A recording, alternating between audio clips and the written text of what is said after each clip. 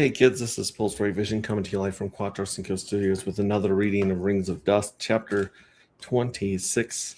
If you guys want to read the entire book without waiting for me to read it, or if you want to feed it into AI to read it to you, you can go to t.me/anti-gravity saga and have a link to this live GitHub repo, public GitHub repo that we're reading this from. So I'm going to jump right into this, chapter 26. This one is called The Broadcast. The signal went out from Station Libre at 6:02 a.m. Pacific Standard Time. By the way, the Federation-affiliated channels were aware of it. 200,000 people had already seen the opening segment.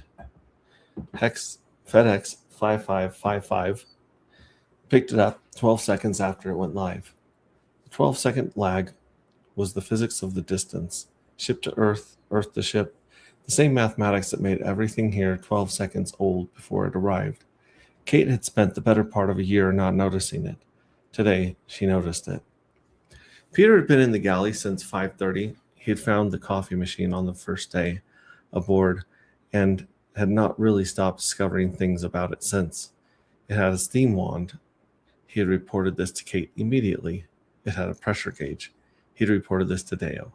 It had 6 settings, which he had found by pressing every button in sequence. And on the 3rd day, he had found the 6th setting, which was labeled ceremonial. And he had not tried it yet because he was saving it. He had not tried it yet because he was saving it. For what? Kate asked. I'll know it when it happens, he said. He was wearing a shirt, just a shirt, 1 layer, soft thermal cotton, from the stateroom closet. Ship's general stores, nothing remarkable. He kept forgetting to reach for the next layer and then remembering. No, he kept forgetting to reach for the next layer and then remembering he didn't need it. The meridian ran at 14 degrees in the working sections, 16 in the sleeping quarters on a good day. And if the exchanger was cooperating, which it usually wasn't, he had not known until 4 days ago that he had forgotten what a room felt like when the temperature was the same in every corner. Yeah. In chapter 26, we're going to use Fahrenheit because we're American for the degrees in different rooms, the temperature in different rooms. He made enough coffee for everyone. He was still making it when they started arriving. Cole came in first, still in what he'd slept in. Heavy came in behind him, moving like a man who had recently encountered something that recalibrated his understanding of what a ship was supposed to feel like, which was accurate because on the first night aboard, he had found the stateroom viewport and lain in a bunk for an hour just looking at the rings. He hadn't told anyone how long it had been. He had told Cole about the viewport. There's just a viewport, he said. In the room, you can just, it faces the rings directly. Cole had said he knew. Heavy had said he understood that Cole knew. He was just reporting it.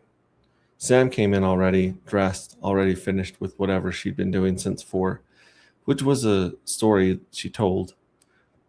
And Cole didn't press it, and Heavy arrived from the same corridor about 40 seconds later with the particular focus of a man who was very deliberately looking at the coffee situation and not at Sam. Cole registered this and said nothing. The ship was large enough that 2 people could find a corner of it that wasn't anyone else's business. And that had not been true of the Golden Dawn, and it had certainly not been true of the Meridian, and Cole thought this was probably one of the better things about the FedEx 5555 that wasn't going to make anyone's official list. Deo arrived from the forward corridor. He had been at the viewport. He had stood there for 2 hours watching Saturn from an angle he'd never had before, and nobody had interrupted him or asked him when he planned to do something useful. And he was still processing this. Loa took a mug from the rack without looking at it. She'd been telling anyone who would listen about the shower situation. Hot water, continuous, available whenever you wanted it. She had timed herself at 11 minutes before she made herself stop. She had not shared how long she'd cried in it. The 11 minutes were public record. Kate came last. She was not wearing her coat. She hadn't worn it once since they came aboard. Peter had mentioned this twice, and she had told him to stop mentioning it. The corridor temperature on the Meridian had been 9 degrees on a bad day and 14 on a good one, and she'd worn that coat for 8 months without taking it off indoors, because taking it off indoors was not an option that the Meridian had offered. She was not wearing it now, and every time she walked into a room, it took her a moment to verify that this was still true. She was verifying it now. It was still true. She went to the relay panel at the back of the room and authorized the full broadcast without asking anyone, because nobody would have said no. Sharon was in the doorway, not at the table, not fully in the room, leaning against the frame with her arms folded. The augmented side caught the light differently than the other. BitBoy was in the corridor behind her, watching the room from a safe distance and taking his time deciding whether to commit. The table was larger than the Meridian's entire galley.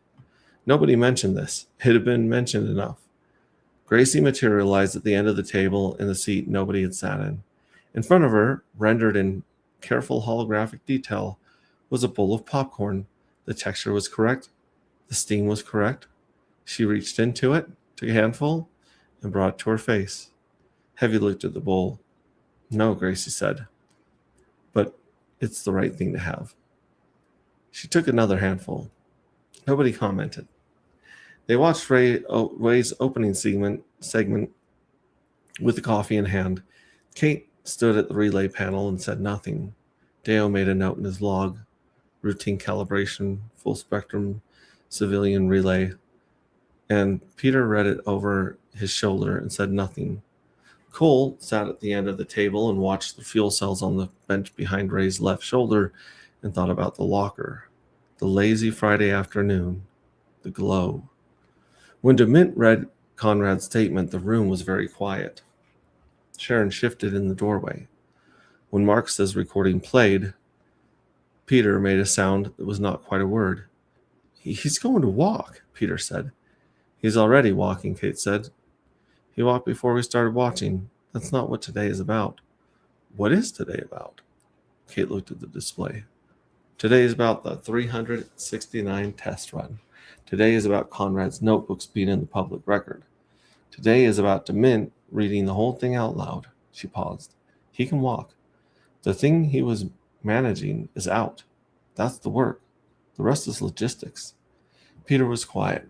On the display, the Nevada segment was beginning. When Rachel Vase closed the broadcast, Peter made the sound again. "My name is Rachel Vase," she said. She looked at the camera, level, unhurried, present. "The Collective is not a political organization. It's not a movement. It's a group of people who decided to spend a decade building the world they wanted inside the walls of the world that existed. Today, the walls come down a little. The work has a different shape now." She paused. "That's all I wanted to say." The broadcast ended.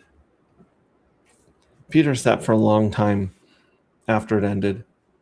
He had the droplet patch in his hand, the matte black circle he'd been issued when Kate had brought him into the network, the one he'd received in an unremarkable ceremony that felt, looking back, entirely insufficient for what he was confirming.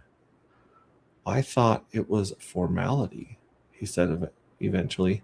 "I thought it was a membership card. The patch doesn't make you a member." He turned it over. "You're already a member. The patch is just confirmation of something that was already there." "Yes," Deo said. Sharon had it without the patch. A beat. Nobody looked at the doorway. It was that kind of room. "Yes. Rachel had it for 11 years without anyone being able to see it."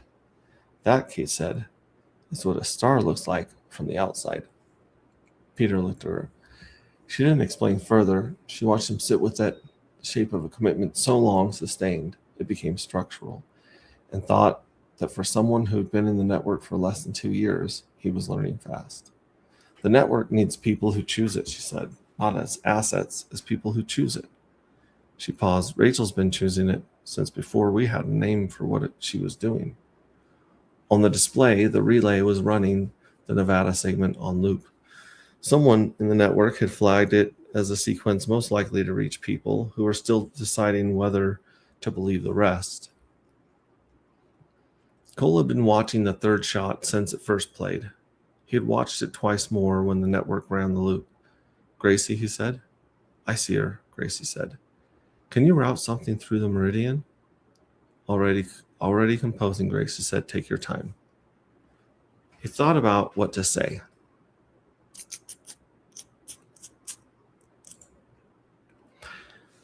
On line 115, Cole asks Gracie, "Can you route something through the meridian?" But the meridian is on the ship with him. So really, he would be asking if she can route something through Station Libre, which is where they're routing the broadcast through. He thought about what to say. He'd been thinking about what to say for 6 weeks since the relay from the cabin had come through. Relay from the cabin had come through. 3 words, Gracie's handwriting, that were also Sharon's handwriting, which meant the same thing. "Hi, I'm here." Line 119 references a relay that comes from the cabin. There's no relay from the cabin. He thought about the 4th row. He thought about the gray jacket. He thought about 1,100 miles in an empty lot and a road atlas, and what it meant to be seen by someone who'd been paying attention. He typed, "I saw you in the background of the Nevada segment. You look like yourself." He paused. He added, "I'll see you in 8 weeks." He set the relay device down and watched the popcorn bowl. Gracie took another handful. The steam rose and dispersed and rose again, the way it does in a closed system that has nowhere else to go. Oh, I didn't even share my screen. I just read it. Here's the screen right here if you guys were wondering what it looked like. Yeah, this is on there. Good morning, CryptoCat. Good morning, Red Squirrel. All right, so if you guys want to know more about this project, you can just tune back in just a second. I'm going to be doing the live stream about the updates in the game. You can go to agproject.io down on the bottom of the screen here, and you can connect your wallet and play the game for real on Pulse Chain Network. So thank you, and I will see you guys on the next one.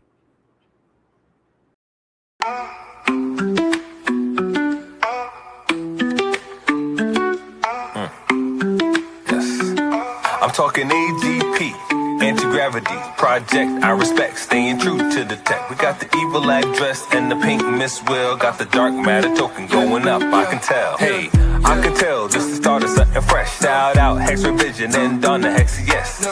I confess, Hexicans don't stress, cause as a community we one up. So tell me, are you in, or tell me, are you out? Do you want to win, or do you chase the clout? What is this really about? The treasury and lottery. If you meant dark tokens, you can get a part of it. So how does it work?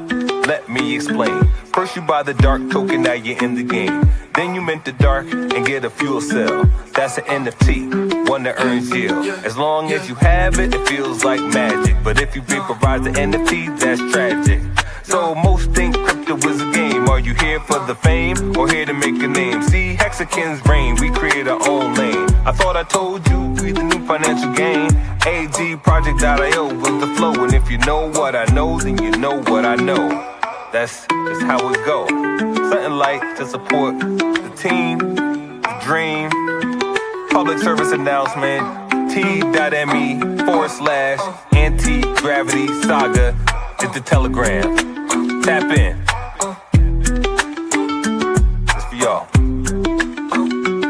I'm talking AGP, anti-gravity project. I respect, staying true to the tech. We got the evil address and the pink Miss Will. Got the dark matter token going up, I can tell.